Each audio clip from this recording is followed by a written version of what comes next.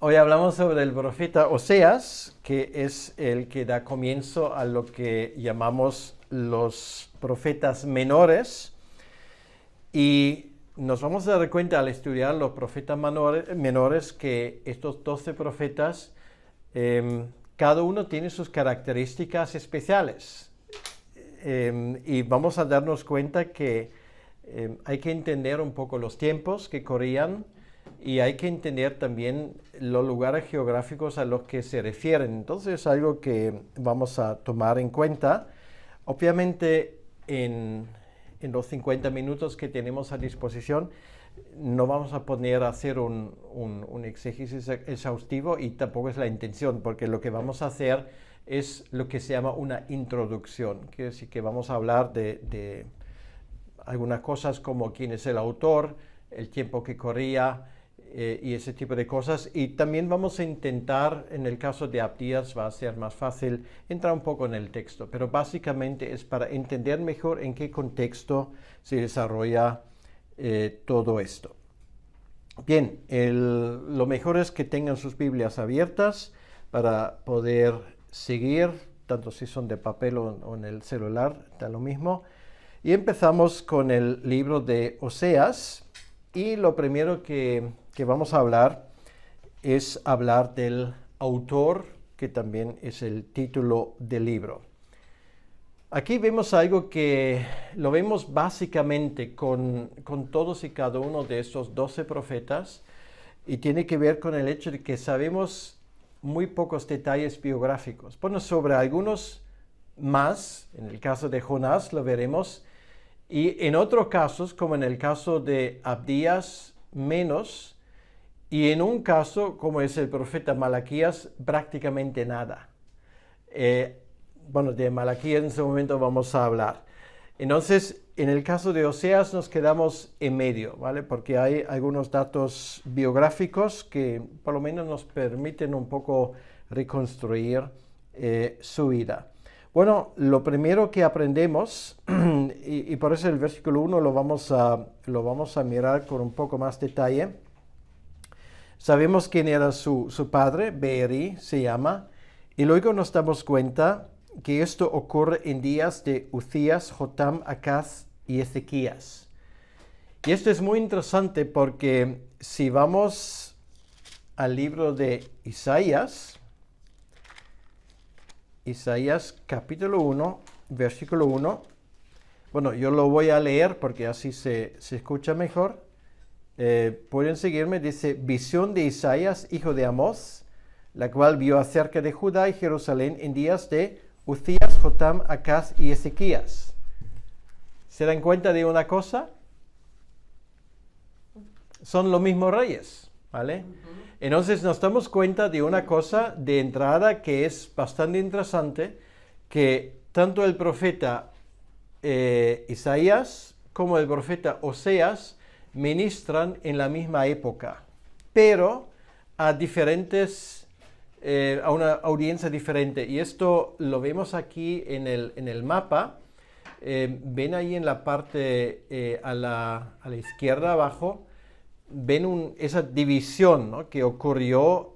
Israel se dividió en lo que luego se llama el reino del norte, que es Israel, que son las 10 tribus, y el reino del sur, que es Judá. Entonces lo vemos ahí en comparación con otros imperios como Siria y Asiria. De eso vamos a hablar más adelante. Entonces ya podemos decir una cosa: Isaías tiene su ministerio al reino del sur, a Judá.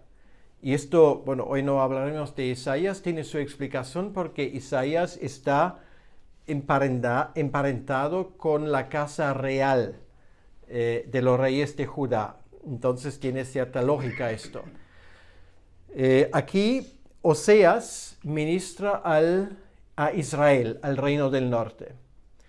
Entonces No sabemos si él tenía alguna relación con algún rey, porque en el norte no había una dinastía, como en el sur la dinastía de David. En el reino del norte, bueno, hablando en términos de hoy, había un golpe de estado tras otro, ¿vale? Eso, lo que llegan, pues llegan al poder por la fuerza, luego se los quita en medio y viene otro en su lugar. Y además, la otra diferencia, mientras que en el reino del sur encontramos una serie de reyes muy temerosos del Señor. Aquí se menciona uno que es el rey Ezequías. En el reino del norte, en el reino de Israel, no había ni uno solo. O sea, de todos los reyes que ellos tenían, empezando con Jerobeam, no había ni uno. Entonces, hablando de Jerobeam, aquí está, hay una mención, dice que él, en los días de Jerobeam, lleva a cabo su ministerio. Y esto es muy curioso esto, porque es el único profeta donde se sitúa su ministerio comparándolo con los reinos de ambos reinos, ¿vale? Aquí no estamos hablando de Jerobeam, fue aquel que finalmente decidió, digamos, de efectuar la separación del reino, después de Salomón, sino hay otro que en la Biblia también es llamado Jerobeam, pero en los historiadores le llaman Jerobeam II, ¿vale? Porque llevaba el mismo nombre, pero no es la misma persona, ¿vale? Creo que se entiende, porque vive unos 200 años más tarde. Entonces, esto nos permite situarnos aproximadamente. Entonces, los tiempos de Jerobeam II eran tiempos muy interesantes. ¿Por qué?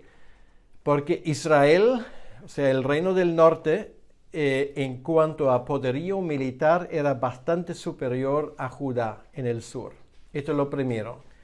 En cuanto a, digamos, prosperidad, el reino del norte estaba muy superior al reino del sur porque Judá es un desierto, ¿vale? Básicamente. Lo era en aquel entonces. Bueno, era muy difícil, por ejemplo, hacer ahí la agricultura porque faltaba el agua. Entonces, el norte tenían, por ejemplo, los altos de Golán, como lo decimos, o Basán, como se llama en los tiempos del Antiguo Testamento. Era una tierra muy fértil. Y además, bajo el reinado de Jerobeam II, que por cierto, es el rey del cual vamos a hablar cuando hablamos de Jonás, ¿vale? Vamos a hacer esas conexiones.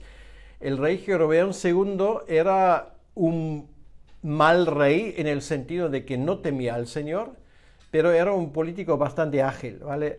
Hacía alianzas y ese tipo de cosas, y esto permitió a Israel precisamente en estos días una gran bonanza. O sea, si tú hubieses tenido que escoger, bueno, ¿dónde quiero vivir? ¿En Judá o en Israel? Si es por el nivel de vida, pues hubieses dicho, bueno, me voy a Israel. Se vive bastante mejor. Ahora, ¿cuál era el problema? El problema era que en Israel se había introducido desde el primer momento una adoración de dioses ajenos, o sea, que eran los baales de los propios cananitas, o los dioses de Fenicia, que era un poco más al norte de Israel. De todos modos, era un país, podríamos decir, que había dejado el pacto con el Señor. Eso sí, que vivían razonablemente bien, vivían bastante bien, pero en cuanto a su nivel espiritual, estaban absolutamente, o sea, esto era un desastre absoluto. Volviendo un poco a Oseas, otra cosa que aprendemos si leemos este libro, y les animo tal vez entre hoy y mañana de leerse ambos libros, pero Abdías es muy corto, y esto, Oseas, se lee, bueno, tranquilamente en 1 hora o menos. Tal vez luego tienen ganas de echar un vistazo.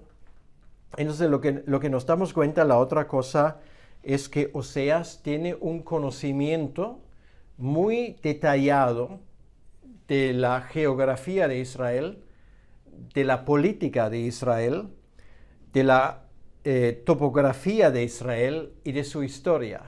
O sea, este hombre, podemos decirlo, que se enteraba de las cosas, ¿vale?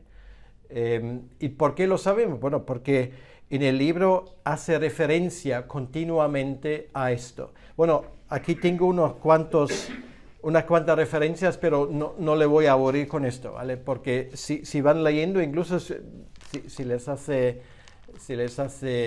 gracia, pueden con un lápiz subrayar, por ejemplo, cuando haya una referencia geográfica o política y se van a dar cuenta que esto abunda bastante. Bien, esto en cuanto al autor, podemos mantener esto y lógicamente sacamos la conclusión de que con estos indicios llegamos a la conclusión de que con más probabilidad podemos decir que este hombre originalmente vino de Israel, ¿vale? O sea, del reino del norte, por estos conocimientos, porque obviamente le era más familiar.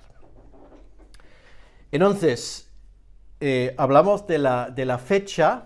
Bueno, ya hemos hablado de que esos reyes que se mencionan pues, son paralelos a los reyes que ves en los tiempos de Isaías. Entonces podemos decir que ambos llevaron a cabo un ministerio paralelo. Y esto quiere decir, y ahora les voy a dar cifras redondeadas, ¿vale? Para no complicarnos las cosas. Estamos hablando de que ellos viven en un tiempo aproximadamente entre el año 740 y 690. Quiere decir que tanto Isaías en el sur como luego Oseas en el norte viven el final de Israel, o sea, del reino del norte. De eso vamos a hablar en un momento. O sea, ellos analizan la situación. También Isaías, bueno, alguna cosa dice sobre Israel, pero Oseas se concentra exclusivamente en Israel. Y sus profecías tienen que ver con ese reino del norte y él anuncia claramente de que Israel será aniquilado, cosa que ocurrió efectivamente en el año 722 por los asirios, o sea, ese reino que vemos ahí en azul, con su capital Nínive, que también vamos a hablar de ello, si Dios lo permite, pasado mañana. Entonces, es interesante una vez más que Oseas y Amós son los únicos profetas donde se hacen referencias a reyes del norte y del sur para saber exactamente cuándo llevan a cabo su ministerio. Bien, en cualquier caso, Oseas lleva a cabo su ministerio durante la segunda mitad del siglo VIII a.C., o sea, 740 a 700 aproximadamente, bueno, cifras redondeadas. Y esto quiere decir que él vivió personalmente las bonanzas de este reino, pero también su fracaso estrepitoso. Simplemente decir que el rey Jerobeam muere en el año 753 a.C., lo cual quiere decir que Oseas vivió los últimos años de ese reinado como profeta inactivo, ¿vale? Bien, en cuanto a la ocasión, bueno, ahora tengo que hablar un poco de esto y de la política de aquel entonces, porque esto es muy importante. Yo escogí ese mapa porque ese mapa nos ayuda a concentrarlos en lo esencial, ¿vale? O sea, tenemos una constelación, allí tenemos Asiria, los asirios, un pueblo, bueno, lo conocemos en la Biblia como los malos de la película, ¿vale? Y eran muy malos, ¿vale? O sea, no te hubiese gustado caer en manos de un asirio cuando ellos declaran la guerra contra tu nación, porque eran temidos como soldados y por la crueldad con la cual trataban a la gente a los cuales sometieron. Esto nos explica, dicho sea de paso, porque Jonás no quería ir a Nínive, ¿vale? A cualquier sitio menos ahí. Bueno, pero de eso hablaremos. Entonces Asiria era un poder en auge. Ya, bueno, hace tiempo habían desplazado al imperio antiguo de los babilonios. Era un tiempo donde, bueno, esto no se ve en este mapa, pero creo que les es fácil imaginarse dónde está Egipto, ¿vale? Sería en la parte de abajo a la izquierda. El reino de Egipto era el otro bloque o el otro gran poder. Asiria por un lado, Egipto por otro lado, entonces ya se imaginan, los que están entre medio pues ya tienen que tomar una decisión. O sea, ¿con quién nos quedamos? ¿Vale? Porque la idea es, bueno, intentar mantener el mayor grado de independencia, pero a la vez estar seguro que tienes a alguien detrás de ti que va a luchar por ti.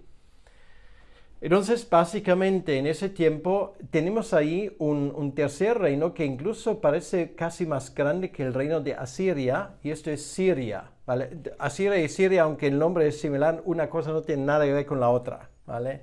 Asiria es el reino que al final se iba a apoderar de toda esta zona, incluyendo una buena parte de Egipto, ¿vale? Esto era su futuro. Siria tiene otro nombre en la Biblia. Aram. ¿Han oído de Aram, tal vez? Pues esos son los sirios, ¿vale? Entonces, ¿qué ocurre en aquellos tiempos? Pues ahí está Israel. Israel hace una alianza con los sirios, porque dicen, bueno, juntos podemos hacer frente a Siria. Solos, claro, Judá casi no se ve en el mapa. Juntos no podemos hacer nada. ¿Por qué? Bueno, porque Israel pensaba que con esa alianza con Siria pues iban a poder sobrevivir. Invitaban en su momento a Judá a juntarse con ellos y dice, bueno, somos hermanos, bueno, hemos tenido nuestras diferencias, pero ahora les invitamos cordialmente a juntarse con esa alianza de tres y vamos a poner un frente contra la expansión de los asirios. Y el rey de Judá en aquel entonces dijo, de eso nada. Nosotros nos quedamos con Egipto. Nos ha ido muy bien tener esa alianza con ellos y no queremos participar en esto. Pues acto seguido, esa alianza entre Siria, con su capital Damasco, e Israel declaran la guerra a Judá, ¿vale? O sea, es una guerra fratricida, obviamente, es una guerra civil, por eso se habla de la guerra efraimita judaica, o sea, quiere decir que Efraim era otro nombre para Israel, y esa alianza entre Israel y Siria, pues quería apoderarse de Judá para formar otra vez un bloque sólido. Como se suele decir, el tiro sale por la culata, no lo consiguen, y no lo consiguen entre otras cosas porque los profetas que viven en aquel momento avisan de no hacer una alianza con Asiria, ni con Egipto. Y bueno, esto es lo que ocurre primeramente, pero luego ocurre otra cosa. Luego el rey de Judá, como ve que Egipto no le apoya, ¿vale? Porque Egipto era ya un perro flaco y al perro flaco todo se le vuelven pulgas, se suele decir. O sea, era confiar en un poderío inútil. Cuando se dan cuenta, en vez de juntarse otra vez con la alianza, los de Judá llaman, auxilio, auxilio, por favor que vengan los asirios a rescatarnos, ¿vale? Una brillante idea, si piensas que, no sé si quién es peor, ¿vale? Bueno, peor eran los asirios, obviamente. O sea, es para llamar al diablo para expulsar a Belcebú. Vamos a ponerlo en estos términos. Los asirios finalmente tienen su razón para intervenir militarmente. Bueno, eso ocurre hoy en día. Alguien te pide auxilio y dice, pues con mucho gusto, ayudaremos, ¿vale? Y se pone el ejército en marcha y tiene una perfecta justificación. Bueno, es que no que seamos agresores porque nos han pedido ayuda, ¿vale? Esto se hace hasta el día de hoy.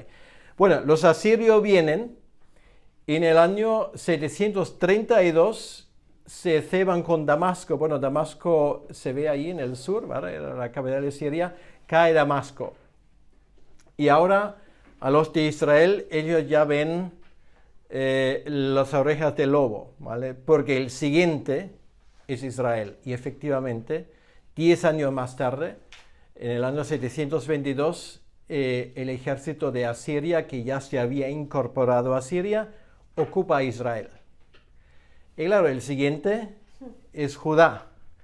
Y esto es la historia cuando vemos como el rey de Asiria ocupa Israel y quiere ahora incorporarse también a Judá, que Dios interviene, ¿vale? Esa historia la tenemos en la Biblia y libera a Jerusalén de forma milagrosa. Bueno, lo estoy resumiendo un poco para que tengamos esa información. Bueno, esto ocurrió obviamente después de los tiempos de Osea, pero Oseas ve esto de forma profética ya delante de sus sus ojos. Entonces, volviendo a Israel, en los tiempos de Osea, aparte de cierto bienestar que había en el país, había esa decadencia política y social, y obviamente Dios decide mandar un profeta para darles el último aviso, para ponerles, para decirlo así, el espejo. Y lo hace a través de la historia de Oseas, y vamos a ver enseguida qué tipo de comparación o qué ejemplo él usa para demostrar al pueblo lo que han hecho. Pero antes de llegar a esto, me gustaría hablar un poco del estilo de este libro, y esto es algo que no van a poder leer leyendo la Biblia porque la traducción está en castellano, pero me tienen que creerlo, ¿vale? Si no me creen, pues no pasa nada, pero yo se lo digo, luego cuando estudien hebreo lo pueden. Bueno, Janet, por ejemplo, ya puede verlo porque estudia hebreo, así que. Entonces, ¿qué ocurre? Es muy interesante, si miramos los primeros 2 o 3 capítulos, nos damos cuenta que son capítulos escritos en lo que podríamos llamar poesía hebrea, ¿vale? Esto tiene sus ciertas características en las cuales no quiero entrar. Y luego el resto del libro ni es poético ni es prosa, ¿vale? Es una cosa intermediaria, es muy curioso, es el único libro del Antiguo Testamento que tiene esa peculiaridad. Empieza casi como una poesía, aunque una poesía muy trágica, como veremos en un momento, y termina vamos a decir, con una prosa poética, ¿vale? Es una cosa intermedia, muy interesante. Todas las profecías que luego están escritas, particularmente a partir del capítulo 4, pues tienen esa particularidad. Otra cosa que nos damos cuenta del profeta del profeta Oseas, es que él usa, cuando él habla de la relación entre Dios y su pueblo, él usa comparaciones que vienen de la vida familiar. Por ejemplo, ese famoso versículo de Oseas 11:1 que todos ustedes lo saben de memoria: de Egipto he llamado mi hijo, ¿vale? O sea, él llama a su pueblo hijo, ¿vale? Luego, obviamente, todavía no lo he dicho, pero esa relación adúltera que luego Oseas tiene que llevar a cabo representando la relación del pueblo de Israel con Dios, tiene su raíz en una tragedia familiar. O sea, una mujer que se comporta como una prostituta, siendo casado con su esposo. Entonces, obviamente, la prostituta es Israel, esto es evidente, y el hombre, en ese sentido engañado, es Dios, ¿vale? O sea, ese tipo de cosas familiares en el libro lo vemos en diferentes partes. Entonces, bueno, una ilustración contundente de esta relación rota entre Israel y su Dios Lo vemos en la historia que tenemos al inicio, y esto es lo que normalmente la gente tiene en mente, ¿vale? O sea, cuando Dios le manda al profeta de casarse con una prostituta. Bueno, luego hablaremos de este versículo un poco y lo que puede significar y por qué Dios hace esa medida tan drástica. Pero bueno, esto es el trasfondo del libro. Entonces se dan cuenta que realmente el profeta tenía un papelón. Ser profeta nunca ha sido fácil, pero este hombre lo tenía particularmente crudo. Realmente nos damos cuenta que tenía que sufrir una serie de cosas que eran casi inimaginables. Ahora, en cuanto a la teología de Oseas, también quiero mencionar algunas cosas. La teología de Oseas se basa en los actos pasados del Señor, quiere decir el pacto que Dios hace con su pueblo. O sea, por esto en el capítulo 11 él habla de que de Egipto he llamado a mi hijo, o sea, llamando al pueblo de Israel su propio hijo. Esto forma parte de la historia de la redención, y la idea detrás es que si Dios ha hecho esto en su momento, ¿cómo se os ocurre ahora recurrir a otros poderes, ir en tras de otros dioses para dar una bofetada a vuestro Dios, para insultarle de esa manera? Entonces, finalmente él, a través de sus mensajes, del capítulo 4 al capítulo 13 prácticamente, podemos ver cómo el profeta expone esto. Y luego, lo que él hace en el capítulo 14 un llamamiento al arrepentimiento, ¿vale? Que obviamente cayó en saco roto, nadie le hizo caso, pero él llama al pueblo de volver atrás de sus malos caminos y volver a su Dios. Hay una historia que es muy interesante, bueno, una historia no, pero una palabra que en ese libro ocurre una y otra vez, y esto sí que también me gustaría mencionarlo porque muchas veces en muchas introducciones ni siquiera se menciona esto. Y esto es una palabra hebrea, Janet seguro que se lo conoce, Chesed, ¿a que sí?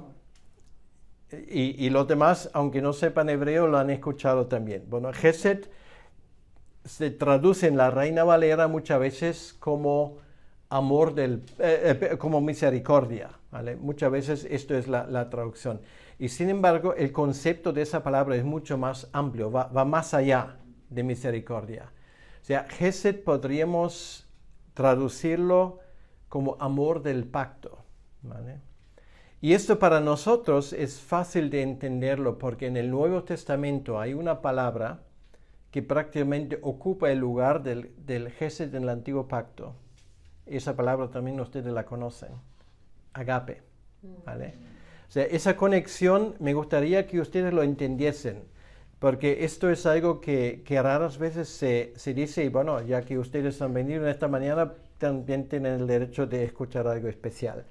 Pues lo que es Chesed en el Antiguo Testamento es agape en el Nuevo Testamento, y tengo que explicar esto, porque para nosotros la palabra agape nos suena, es el amor divino, el amor desinteresado y todo esto, a diferencia de eros y a diferencia de filia. Bueno, eso todo lo hemos escuchado. Pero lo que muchos no han escuchado es que antes de que esto ocurra en la Biblia, la palabra ágape en el mundo griego prácticamente nadie lo usaba, ¿vale? Estaba completamente en desuso. No digo que era una palabra desconocida, pero en la práctica no se usaba, ¿vale? Entonces, ¿qué ocurre?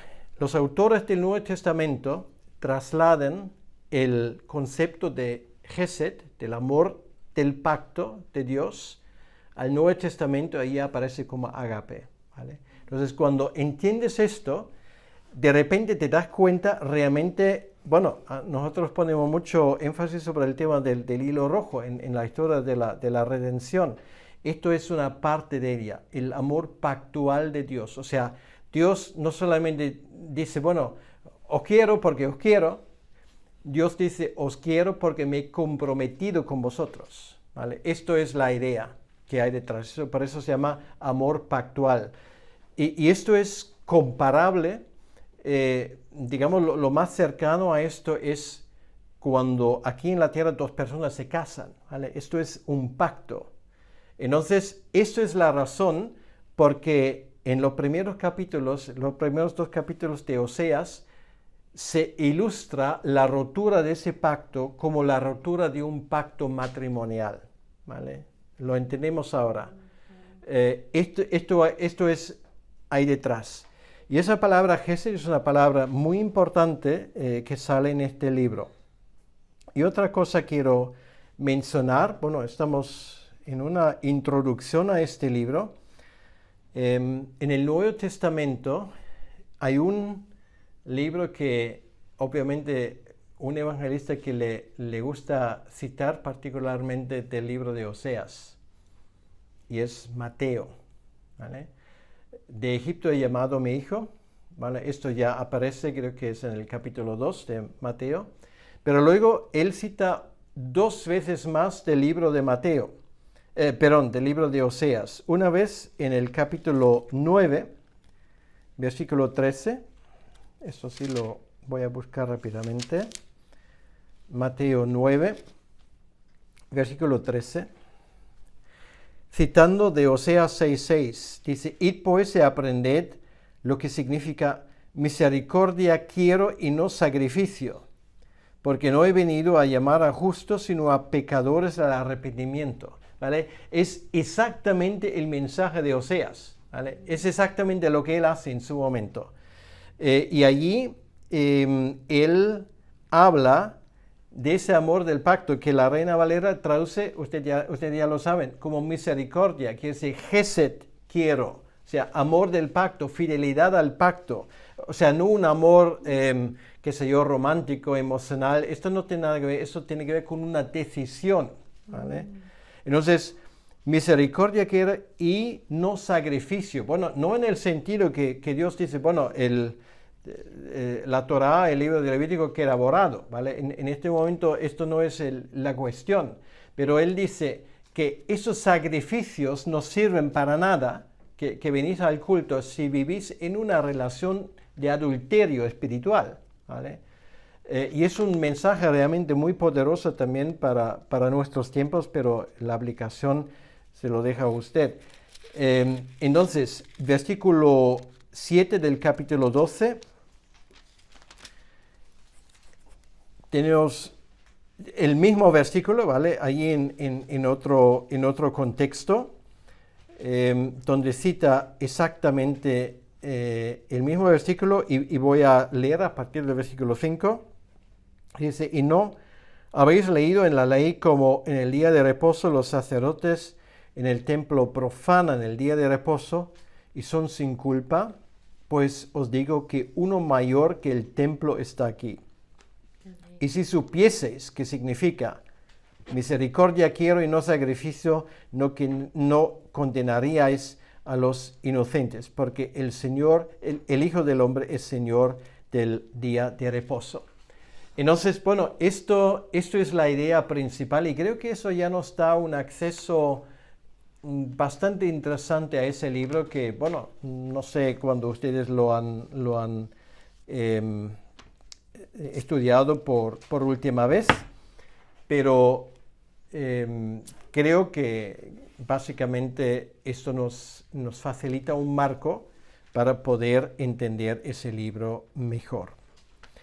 Bueno, ahora con esto me quiero centrar en ese primer tema, de momento por lo menos, que es el tema del adulterio. Y ahí pues algunas cuestiones vamos a tener que resolver, que lo haré sobre la marcha. Bueno, el versículo 1 ya lo hemos leído. Y luego dice el versículo 2, bueno, por cierto, no sabemos exactamente en qué fecha esa palabra de Dios viene al profeta, El texto no lo dice, solamente sabemos cuando tenía su ministerio, pero no sabemos cuando esa palabra le viene concretamente, ¿vale? Dice, el principio de la palabra de Yahvé por medio de Oseas, dijo Yahvé a Oseas, ve, tómate una mujer fornicaria e hijos de fornicación. Y esto es muy importante, porque hay mucha gente que se queda confusa y dice, bueno, entonces tiene que casarse ya de entrada con una prostituta o esto. Bueno, la imagen que tenemos ahí es una imagen que ya ve el futuro. O sea, la idea detrás de esto es que cásate con una mujer que en el momento cuando tú te casas con ella, pues ella ya tiene ese pensamiento, digamos, de acostarse con otros hombres. E hijos de fornicación quiere decir que hijos que son resultado de su infidelidad. ¿Vale? O sea, esto es la idea que hay detrás, porque no hay que olvidarlo. Esto es ¿cómo diría yo? Un episodio, una comparación con la situación de Israel. O sea, cuando Dios se compromete con el pueblo, es que no que hayan vivido en fornicación en ese sentido. Bueno, está el episodio de Éxodo 32, pero luego había arrepentimiento y Dios renueva el pacto. Pero el tema es que Dios se compromete con el pueblo de Israel, para decirlo así, casándose con una esposa de la cual sabe de antemano, porque obviamente Dios conoce el futuro, que esa esposa le iba a ser infiel, ¿vale? Y que habría finalmente hijos de esa infidelidad. Entonces, bueno, la historia sigue. Dice al final del versículo 2, porque la tierra fornica apartándose de Yahvé. Entonces allí ya da la idea, ¿vale? Porque esto, lo que tienes que hacer, querido Oseas, eso representa la situación en la cual es el país. Entonces, claro, ponte en su lugar, porque normalmente cuando te casas, pues se supone que este es un momento alegre, ¿vale? Y no piensas en esas cosas. O sea, piensas en la fidelidad, piensas en, no sé, un proyecto en común y todo esto. Entonces, Dios te dice de antemano, esa mujer con la cual tú te vas a casar, como se suele decir, te va a poner los cuernos, ¿vale? O sea, de esto no sale nada bonito realmente a primera vista. Entonces, claro, dices, jolín, esto, la verdad que así no me he imaginado las cosas. Pero es exactamente calcado de la historia que Dios tiene con su pueblo escogido, ¿vale? Él sabía que ese pueblo iba a ir en pos de otros dioses y que se iba a apartar de él. Bueno, entonces, ahí luego sigue la cosa, los hijos que nacen, etcétera, etcétera. Y esto básicamente es el contenido de los primeros 2 versículos. Ahora, en los 10 minutos que nos quedan, sobre todo me gustaría hacer un pequeño síntesis del contenido de este libro para que nos orientemos un poco. El libro realmente se divide fácilmente en 2 partes, o si quieres en 3. Si queremos entender el versículo 1 como una parte, porque eso es la introducción, podríamos llamarlo así. Y luego tenemos esa parte del adulterio, que es la parte que va prácticamente de los capítulos 1 al capítulo 3. ¿Vale? O sea, esto, si te mantienes esto en la mente, quitando el primer versículo, pues capítulo 1 al 3, allí tenemos los detalles de ese matrimonio tan trágico del profeta Oseas. Y luego, la segunda parte, o la tercera, si quieres, son los mensajes proféticos, ¿vale? O sea, los primeros 3 capítulos hablan, de cierta manera, de una historia, y luego viene la parte profética. Son los mensajes de Oseas concretamente. Entonces, simplemente para hablar esto rápidamente, Si volvemos a la primera parte, esta relación infeliz y desagradable con la esposa de Oseas, otra vez podemos dividirlo en 4 partes, ¿vale? Que es el bosquejo de Oseas es bastante fácil de recordar. Tenemos en el capítulo primero, en el capítulo 1, tenemos esa parábola de juicio, o sea, quiere decir que ahí se nos presenta a la familia, para decirlo así, y vemos cómo esto ocurre. Y luego en el capítulo 2, la primera parte del 1 al 13, podemos ver el castigo por esta infidelidad, ¿no? Y luego, en la segunda parte, bueno, una vez se dice, bueno, ya ha pasado y bueno, ya habrá una separación y esto es irreconciliable. De hecho, según la ley de Moisés, una persona, bueno, tanto una mujer como un hombre adúltero o adúltera, pues tenía que morir, ¿vale? Esto era la ley. O sea, quiere decir que ahora uno hubiese pensado espiritualmente, Dios se divorcia definitivamente de su pueblo y se busca otro pueblo y borrón y cuenta nueva, pero con otros. Y la verdad es que en esa parte aprendemos que hay una reconciliación y hay una restauración, ¿vale? Y la iniciativa no parte del arrepentimiento del pueblo, la iniciativa parte del amor del pacto de Dios, ¿vale? O sea, esto realmente es algo que nos enseña algo sobre cómo nuestro Dios actúa. O sea, no es por nuestros méritos, no es porque al final decimos que hemos metido la pata y esto hay que arreglarlo de alguna manera. No, a Israel ni se les ocurrió, ¿vale? Igual a la mujer de Oseas no se le ocurrió para nada. Es él que la busca, ¿vale? Es él que tiene ese amor de pacto con ella y la busca y la redime, la compra, ¿vale? Para decirlo así. Y finalmente, la aplicación a la nación de Israel, que obviamente, bueno, no solamente tiene que ver con Israel, sino también con el reino del sur, con Judá. O sea, esto es la primera parte.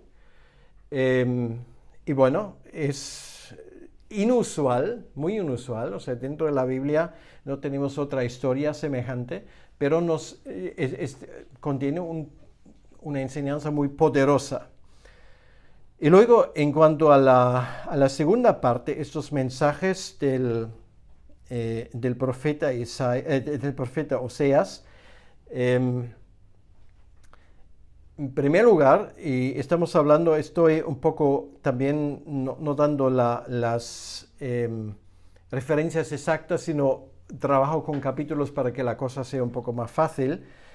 Capítulo 4 al 6, allí tenemos ya la aplicación. O sea, es la acusación que hace Oseas al pueblo, es decir, bueno, ustedes han roto el pacto, han ido en pos de otros dioses y esto acarreará consecuencias. Es un mensaje que por supuesto en Israel nadie quiere escuchar, porque ¿cuál fue el argumento? Bueno, ¿cómo justifica uno un adulterio? Bueno, excusas nunca faltan. Bueno, fue una vez, o bueno, es que tampoco es para tanto, bueno, en fin, pues muchas cosas te pueden ocurrir. Pero cuando no hay arrepentimiento, realmente todas esas son excusas simplemente, ¿vale? Y nos damos cuenta que el pueblo obviamente excusas tenía. Dice, bueno, no vamos a ser tan quisquillosos porque, bueno, nosotros creemos en Dios, bueno, llámese ese Dios Baal o llámese, porque Baal significa Señor, o llámese Yahvé, que también es Señor. ¿Qué más da? ¿Vale? Lo importante es que creas en algo. Bueno, ese típico argumento que lo escuchamos hasta el día de hoy.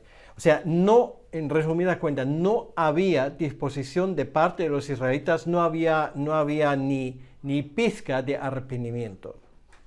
Luego, lo más concreto viene luego en esa segunda parte del de la segunda parte, son los capítulos 6 al 11, donde Oseas ya va al grano y dice, bueno, ustedes no solamente han sido infieles, sino lo complicado y lo difícil es que han roto el pacto. Y allí en ese contexto, bueno, ahora vuelo ciego, pero creo que es el versículo 6, 7. Ah, sí, he acertado.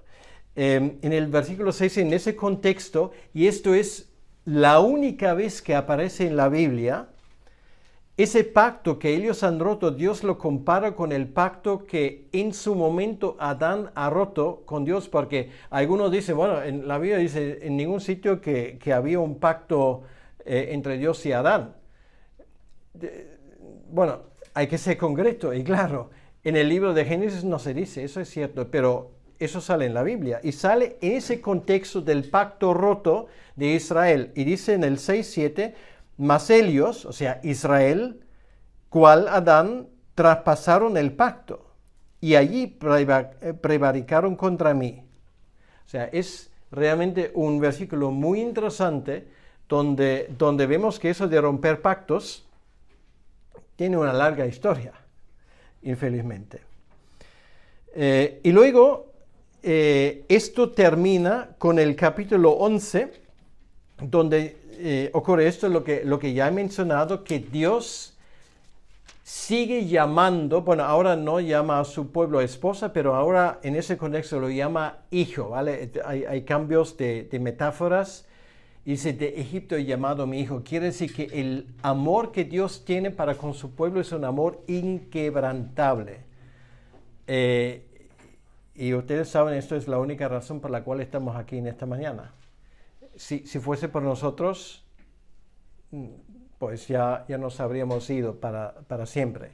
Es la gracia, el amor de pacto que Dios que nos mantiene cerca de Él. Y bueno, en esa última parte tenemos luego la acusación de falta de fe hacia el Señor. Bueno, se hacen comparaciones, Israel, Jacobo, el engañador, ¿vale? Engaña, esto era su tema, ¿vale? Entonces ahí recurre Oseas un poco también a la historia para enseñar, bueno, casi lo habéis heredado de vuestro antepasado. Y finalmente, y eso termina, y con eso también voy a terminar, es el capítulo 14, donde ya tenemos una panorámica, digamos, del futuro. Y voy a leer unos versículos del capítulo 14. Dice, vuelve, oh Israel, a Yahvé tu Dios, porque por tu pecado has caído. Llevad con vosotros palabras de súplica y volved a Yahvé y decirle, quita toda iniquidad y acepta el bien y te ofreceremos la ofrenda de nuestros labios. No nos librará el asirio. Esto es muy importante, ¿vale? Esto puede decir lección aprendido, ¿vale? No nos librará el asirio. No montaremos en caballos, ni nunca más diremos a la obra de nuestras manos, dioses nuestros, porque en ti el huérfano alcanzará misericordia. Y Dios dice, yo sanaré su rebelión, los amaré de pura gracia, ¿vale? Ahí sale esa palabra, dice, bueno, en el Antiguo Testamento, ahí lo tienes. O sea, no porque sois tan guapos, tan obedientes, porque os habéis arrepentido, no, por pura gracia, es inmerecido. Esto es la esencia de la gracia, porque mi ira se apartó de ellos. Y seré a Israel como rocío, él florecerá como lirio y extenderá sus raíces como el Líbano. Se extenderán sus ramas y será su gloria como la del olivo y perfumará como el Líbano. Volverán y se sentarán bajo su sombra, serán vivificados como trigo y florecerán como la vid. Su olor será como el vino del Líbano. Efraín dirá, ¿qué más tendrá ya con los ídolos? Yo lo oiré y miraré, y yo seré a él como la haya verde. De mí será hallado tu fruto. ¿Quién es sabio para que entienda esto y prudente para que lo sepa? Porque los caminos de Yahvé son rectos, y los justos andarán por ellos, mas los rebeldes caerán en ellos. Es muy interesante esto, y con esto termino. Dios tiene misericordia con su pueblo. Es el pacto que Dios en su momento ha hecho con Abraham que sigue prevaleciendo. Pero dentro de ese pueblo del pacto con el cual Dios siempre tiene misericordia, siempre habrá rebeldes. Y a veces son la mayoría, a veces es una minoría, pero es un claro anuncio de juicio. No, mi pacto será para siempre. Y el que quiere beneficiar de ese pacto, pues puede venir por gracia libre. Pero los rebeldes caerán. Entonces esto es un aviso que perdura obviamente hasta el día de hoy. Dios se ha comprometido con su pueblo indefinidamente, incondicionalmente, pero los que dentro de ese pueblo son rebeldes y van en contra de los designios de Dios, lo único que les espera es el juicio. Bien, bueno, aquí termino. Espero que haya usado un poco para que este libro nos sea un poco más familiarizado. Les invito tal vez en algún momento esta tarde o mañana que lo relean y tal vez se acordarán de alguna que otra cosa. Un segundito, Efraín puede decir, porque lo repite y repite, Efraín, Efraín, Efraín. ¿A qué se refiere? Bueno, Efraín es la tribu por números más grande de Israel. Entonces, digamos, se usa ese nombre para llamar a toda la nación, a todas las tribus, ¿vale? Porque es la tribu más grande, más importante. Por eso muchas veces Efraín e Israel son sinónimos. Sinónimos, ok. ¿Vale? Gracias.